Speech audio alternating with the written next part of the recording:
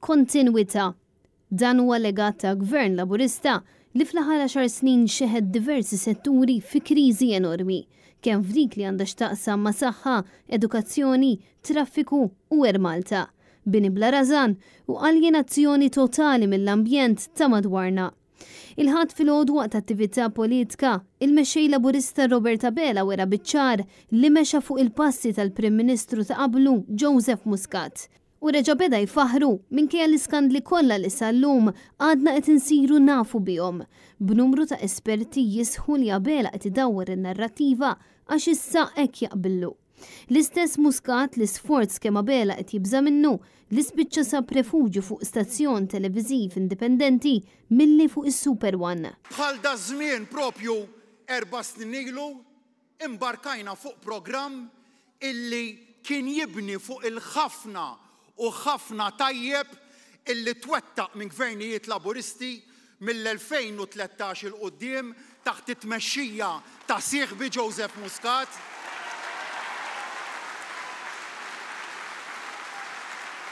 Kemm kien hemm tajjeb fuq xiex nibnu. Kemm kellna tajjeb fuq xiex nibnu. U naturalment ukoll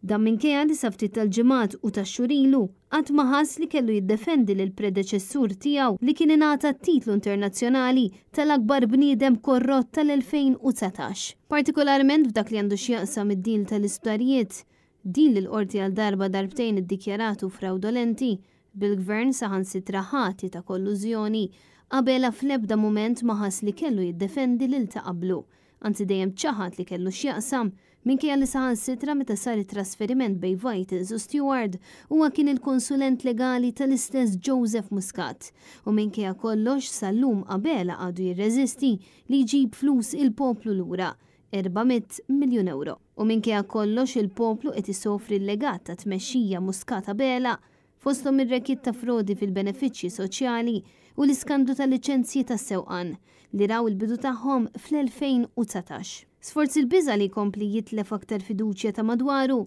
Abela reġa' qed jipprova jdur għas-segwat interni ta' Muscat, fost oħrajn billi ra kif għamel u ħeles minn Chris Fern u saħansitra ħoloq segretarjat ġdid u taħlil Glenn Bedingfield, il-ħabib ta' Joseph Muscat.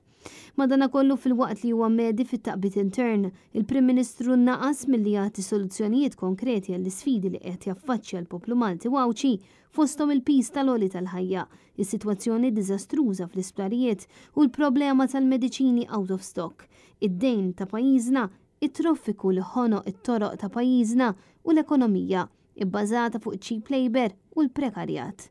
Ironikament fl-istess attività politika tkellem il-Ministru għall-Intern Byron Camilleri li minkejja li l-karriera politika tiegħu hija karakterizzata minn fallimenti u skandli varji Abela ma rnexxilux jeħles minnu.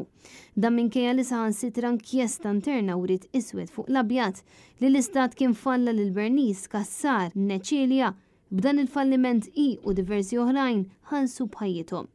Iżda mhux biss, hekk kif taħt it-tmexxija ta' Camilleri, pajjiżna s'issa ra 3 diretturi tal-faċilità korrettiva ta' Kordin u nuqqas stazzjoni assoluta min-naħa tal-Kummissarju tal-Pulizija f'każijiet li jinvolvu direttament il-kurituri ta' Kastilja.